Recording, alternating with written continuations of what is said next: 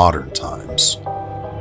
This evil and terrifying entity has said to enter our world and wreak havoc upon those who dwell within it. When a seemingly normal family disregards the warnings and partakes in multiple Ouija board sessions, what happened next nearly destroyed them. This is the untold story of the demonic Zozo house of Oklahoma and the abhorrent creature that stalks its walls.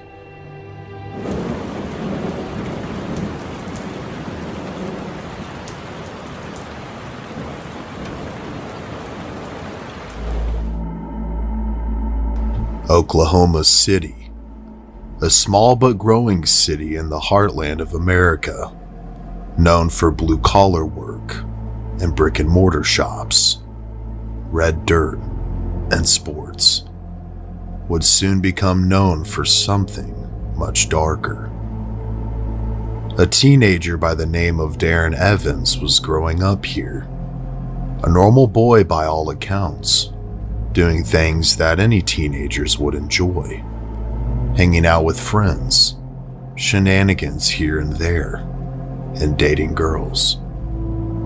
He began dating a girl named Brandy who attended school with him, and the two often found themselves visiting each other as often as they could, whether that was walking to and from school, in between classes, or visiting each other's homes. One day, while Brandy's home was having some plumbing work done on some pipes located underneath the house, the plumber doing the work would soon make a strange discovery. Located below the foundation of the home, covered in dirt, was an old Ouija board. The front letters were partially buried, and the back of the board was solid black in color. Off to the side of where the board was found was an aged planchette. What made this finding even more bizarre was that 4 old jars sat on the corners of the board, speckled with dirt as well. Thinking perhaps the kids had stashed the board away and forgot about it, the worker told the young couple after his work was done about what he had found. And it's from here that things seemingly take a darker turn. Upon examining the discovery, they began to brush the dirt away from the jars. They were then shocked by what they found. Inside each one of the jars, sitting on the 4 corners of the board, were the decaying bodies of blackbirds, congealed blood and matter still present. Bewildered but intrigued, they sat the jars off to the side and picked up the board. As soon as his fingers made contact with the board, Darren seemed to have an instant connection with it. And with this soon came a burning curiosity to examine it. And this curiosity would manifest into obsession. With this, the couple took the board inside the home, where they spoke with Brandy's mother. She actively practiced the Wiccan religion, but had no idea who could have put the board there.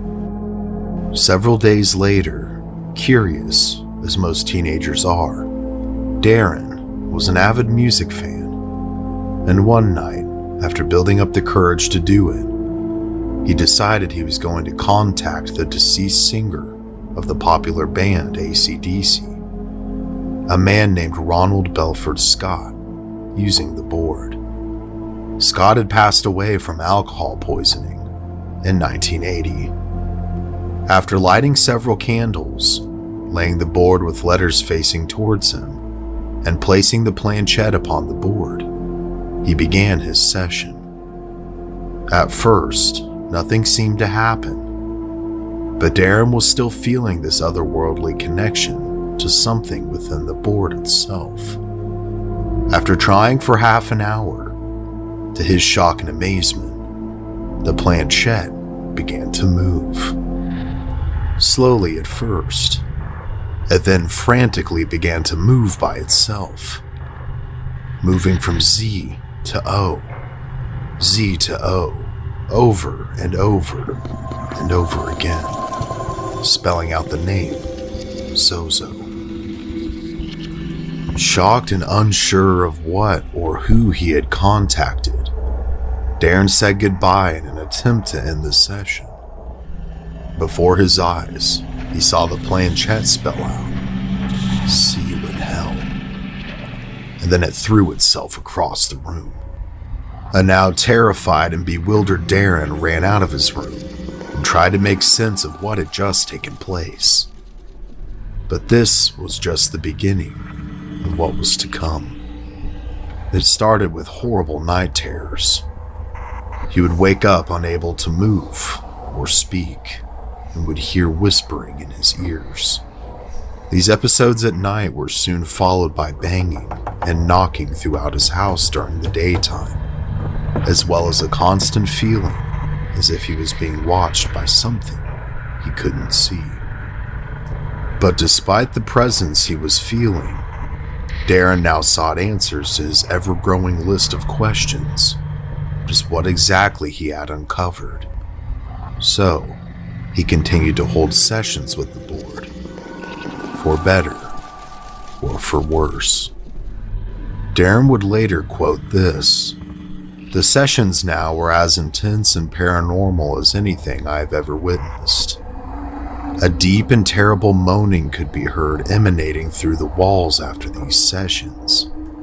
I developed sleep paralysis and became reclusive to society in general. I was once again messing with Zozo and Ouija boards, despite the terrors of my earlier sessions, in which I had promised myself I would never do it again. But again and again, I did." When not in use, the board was kept in a purple silk cloth and stored in his bedroom closet. It would also often go missing, sometimes for days on end. When checking back where he had placed it in order to set up and initiate a new session, the board would seemingly vanish, only to reappear at random times, as if it was the one calling the shots of when it could be seen and used. The years came and went, and the sessions on the mystical Ouija board continued. Darren, by this time, started inviting his friends to partake in the sessions, and although their sessions with him would prove he's not insane, it's of little consolation considering the tragedy they would seemingly manifest later on. Darren's best friend was a man by the name of Randy. The two had bonded over their love for the band AC/DC in high school and had been inseparable ever since. Randy's idol also being the late Bon Scott, whose lifestyle seemingly imprinted upon the youthful teens once upon a time, and perhaps would ultimately lead to the downfall of one of them. By now, Darren was living in his own apartment and working construction. At a job site he was on, he would make a strange but familiar discovery. As he was digging down into the earth, he found what appeared to be a jar. Upon picking it up to discard it, he wiped away the dirt and debris, only to be shocked by its familiar contents. Lo and behold, within the jar was a congealed and rotting blackbird, extremely similar, if not identical to the ones initially found alongside the Ouija board underneath his high school girlfriend's home all those years ago. It was particularly weird, not just because of this, but the fact that he had found it, digging down deep into the earth. He wondered, what were the odds of this?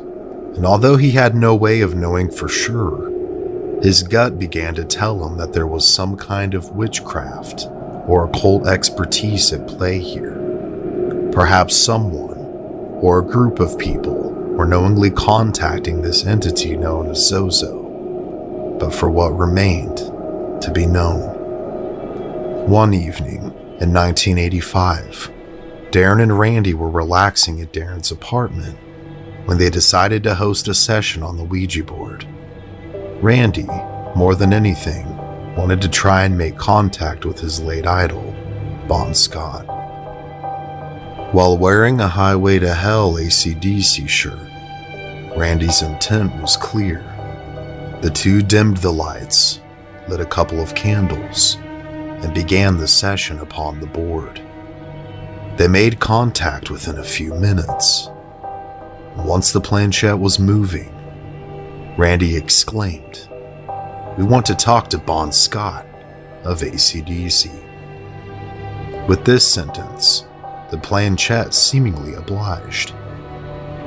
It moved in circles, eventually spelling out AYEMATE. The two looked at each other in amazement. The entity was using Australian dialects. And for anyone who doesn't know, Bon Scott was Australian.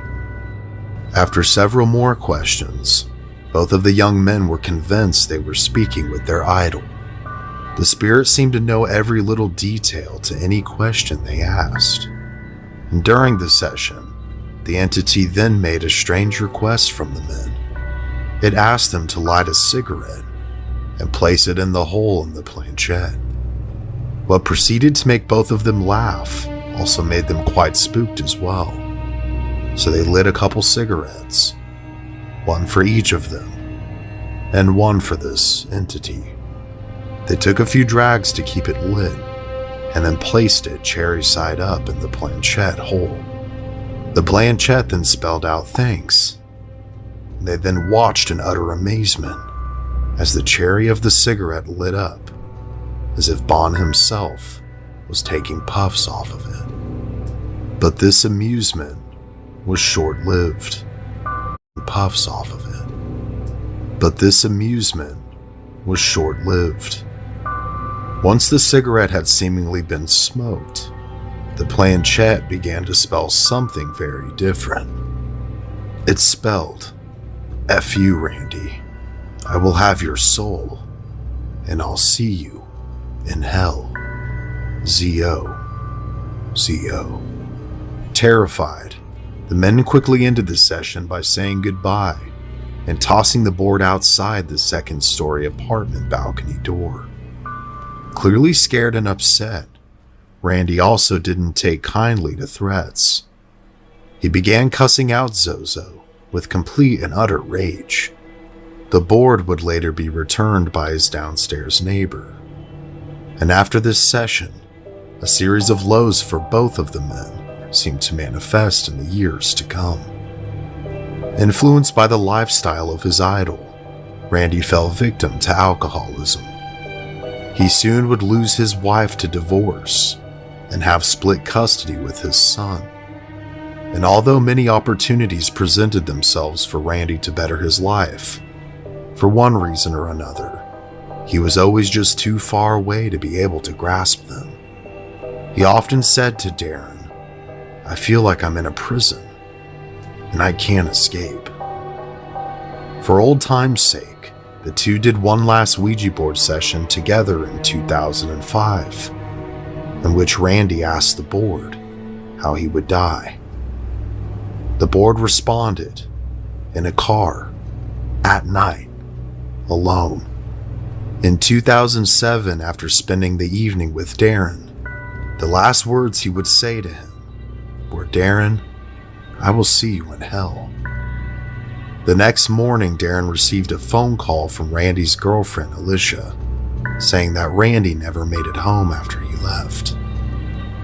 Instead, he had passed away in a violent head-on collision, ultimately passing away in a car, at night, and alone.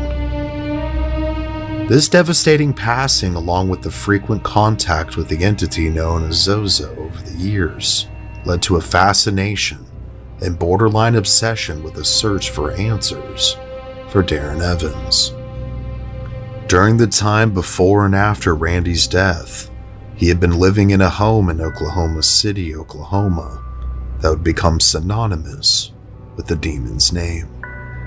It was here that the worst afflictions brought on by the entity would take place to him and his family. Darren's fascination with the occult led him to hanging on to and possessing multiple Ouija boards and other various occult objects.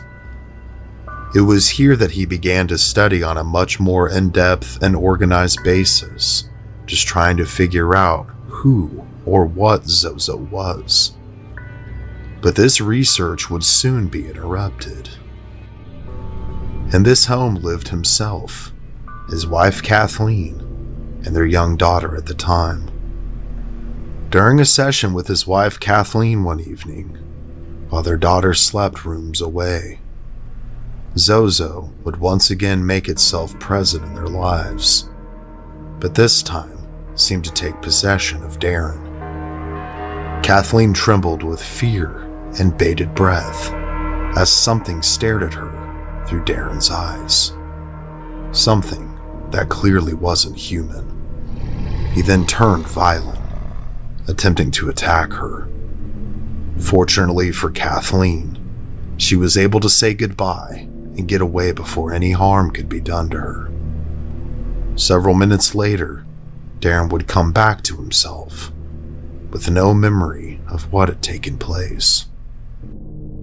After this session, things seemed to escalate in intensity. Sounds began to rap throughout the entire home, from knocking to hissing, footsteps and banging, all seemingly with no explainable origin. The family got so terrified that they sectioned off a particular bedroom upstairs, calling it their safe room. One night, however, not everyone was within the safe room. Suddenly, an overwhelming sense of terror creeped upon Darren as he was trying to sleep. He rushed to the safe room to attempt to stop what he was feeling, but quickly realizing he couldn't leave his family behind, he rushed back out of the room in an attempt to gather them and bring them to safety as well. As he was heading towards the stairs, his daughter had heard his cries and was now at the foot of the stairs. It was here that Darren saw her being lifted by invisible hands into the air and carried away from him. Screaming for his child as she screamed for her father, Darren ran down the stairs as fast as he possibly could, but couldn't see her anywhere in sight. He then heard her muffled screams coming from the basement. At first, the door was locked and wouldn't open, but after adrenaline and brute force, Darren thankfully was able to open it. He then retrieved his hysterical child and brought her to the safety of the safe room. Once inside the room, the family huddled together in fear as they continued to hear movement and noises all throughout the house. After this abhorrent nightmare of a situation, the family knew they had to get out of the house. This situation and the many other paranormal experiences had led to a lifelong fascination for Darren Evans with the occult and finding out just exactly what Zozo is. But was it worth jeopardizing his family's safety? It took some time, but the family would soon relocate to another home. And once his family was safe, Darren was able to continue his deep dive into the unknown to try and track down and decipher just what this entity could be and where it came from. And although he knew the topic was vast, I think it went far deeper than he ever anticipated. Whilst trying to dig up more information, he posted his experiences to an old paranormal forum in 2009, and since then, many people have shared their experiences with a demonic force, many of which have been documented and compared by Darren himself on his website. But these experiences are not just a 21st or even 20th century phenomenon. They date back far older than that. Not every fine detail will be mentioned here, but I will do my best to list the most important details that I could find in regards to the origin of Zozo, according to Darren and other online sources. Zozo, in the Old Basque language, means blackbird or crow. The Zo people of Haiti practiced a form of voodoo whose rituals involve horrific scarification, as well as the intake and passing around of bodily fluids and bizarre rituals.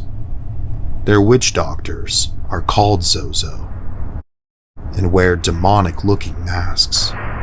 As part of their death ritual, when someone is passing away, they lift up the mask at the moment of death to take in the person's final breath. This is apparently done to absorb the soul of the person, to gain more spiritual power. Zozo, also in the Malay language, is the same as it is in English, but it translates to wandering spirit, which is a spirit they believe to steal people's souls while they sleep, which is also bizarre because sleep is often considered the cousin of death. Zozo has been called the minister of deception. It is known to convince you that it is a deceased loved one or friend, or even someone you've idolized, when in reality, it's not. Sessions typically start out friendly and inviting, but soon turn malevolent and dangerous.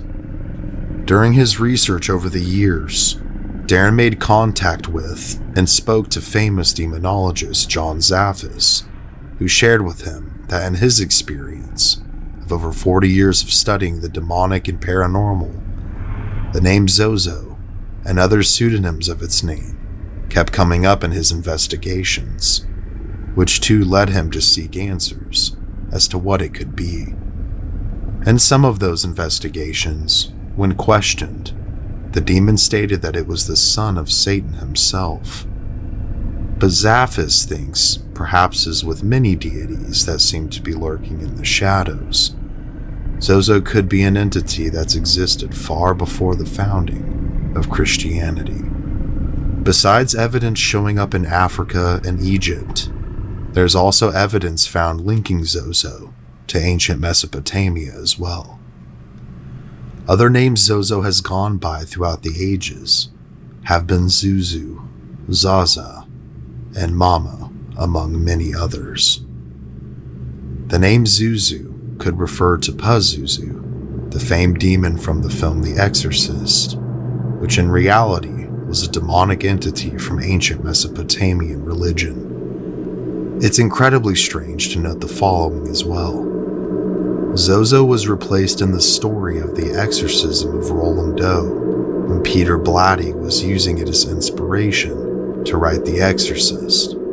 He changed Zozo to Pazuzu. Zozo is believed to be the demon that possessed Roland. It was described as a terrifying form that first appeared in the Neo-Assyrian period, roughly around 934 to 610 BC. It had a monstrous head resembling a fierce lion or a dog with horns, and had an emaciated human body with clawed hands, a scorpion's tail, and 2 sets of wings. One translation reads, "I am Pazuzu, the son of Hambu, king of the Lilu demons. I have scaled the powerful mountains. They trembled. The contrary winds were headed west. One by one, I broke their wings." Pazuzu and other demons like it were held responsible for ailments like disease, fetal death, nightmares, and much more. Could it be that this ancient demonic force is what could be plaguing people all the way into modern times? The demon Zozo is also mentioned in the French demonic encyclopedia as one of the demons responsible for diabolical possession and corruption.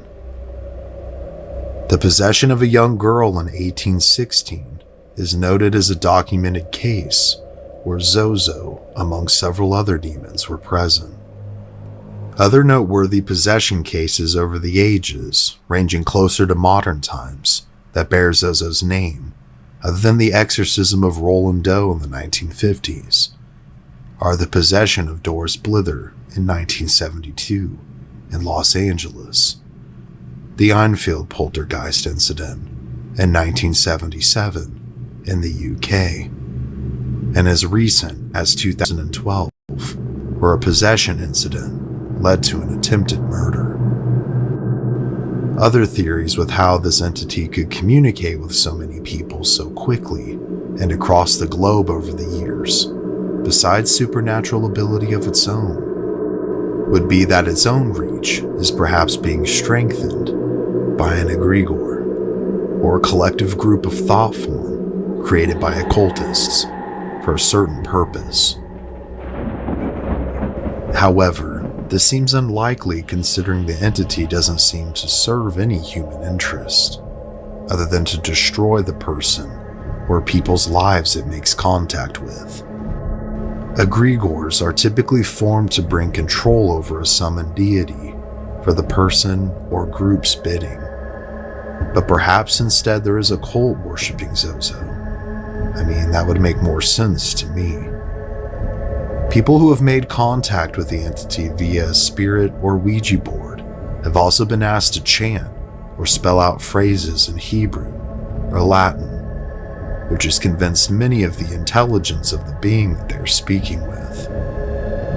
What is also interesting is that the letter Z was actually removed from the original Latin alphabet because it was considered too evil when pronouncing it. It was said that one's face would make a death's grimace, like that of a corpse, and that it mimicked the letter S, like an evil twin. Perhaps the entity uses this name as some sort of mocking, whether to God or something else. One may also ask, despite the origin theories and historical details that could be linked to this ancient demonic force, how would one know if they encountered such a thing? These are what's known as Zozo's calling cards when it's being summoned using a Ouija board. The obvious is there that the planchette will begin to move on its own, but some less obvious signs are there as well, and are as follows. The planchette will move in a rainbow pattern from side to side, spelling ZO, ZO, over and over again, also known as the rainbow effect. It can also move in repeating figure 8 movements, like an infinity sign. The planchette will spell out various versions of the demon's name, like Zozo, Zoso, Zaza, Zuzu, or Mama. You may also begin to see shadows moving around the area where you were hosting the session, like you're seeing through the thinnest sheet into a dark world that exists just behind your vision. And you and whoever you may be with may start to feel scared, uneasy, or upset, seemingly for no other reason, before or after this takes place. When you tell this entity goodbye, typically the best way to close a session, it may not truly be goodbye, because oftentimes, depending on how long the session has been for, like an ever-widening door, the entity may have had just enough time to sneak in to begin to wreak havoc upon your life.